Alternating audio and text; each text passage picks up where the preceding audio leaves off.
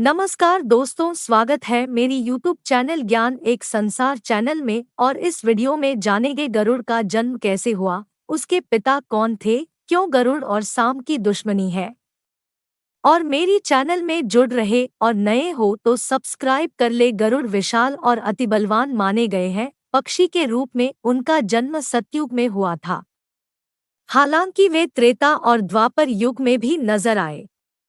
गरुड़ रिश्ते में जटायु और संपाति के चाचा थे। भगवान ने गरुड़ को अमर्त्य प्रदान किया। धर्मशास्त्रों के अनुसार गरुड़ भगवान विष्णु का वाहन है।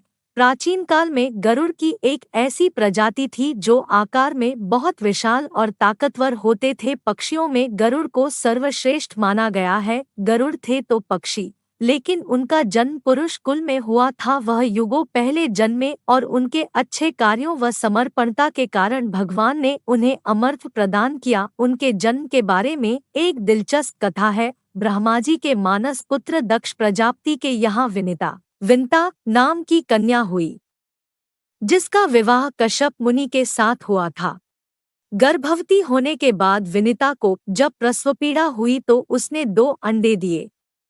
एक अंडे से अरुण का जन्म हुआ और दूसरे से गरुड़ पैदा हुए। अरुण सूर्यदेव के वाहन बन गए, वहीं गरुड़ को बाद में स्वयं ईश्वर भगवान विष्णु के वाहन होने का सौभाग्य मिला।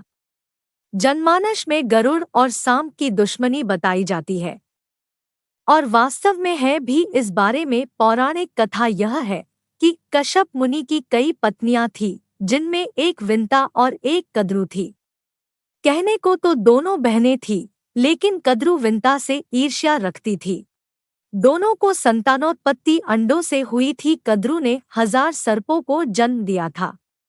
एक बार कद्रु ने विंता को क्रीड़ा में कपटपूर्वक हरा दिया और विंता को उसकी दासी बनकर रहना पड़ा। जब गरुड़ को यह पता चला कि उनकी माता को उनकी ही बहन ने दासी बना रखा है, तो गरुड़ ने दासत्व से मुक्ति के लिए शर्त पूछी। तब सर्पों और उनकी मां कद्रु ने कहा कि तुम हमारे लिए अमृत ला दो। गरुड़ अमृत लेने के लिए तुरंत स्वर्ग लोक पहुंचे। वहां उन्होंने देवताओं को हराकर अमृत कलश छीन लिया। गरुड़ अमृत लेकर सर्पों के पास गए और अपनी मां को कद्रु के दासत्व से मुक्त कराया। भगवान की माया ऐसी रही कि अमृत को वहां से तत्काल इंद्रदेव लेकर गायब हो गए। फिर सर्पों ने खीस मिटाने के लिए गरुड़ पर हमला किया। गरुड़ ने पलटवार कर उन्हें दंडित किया।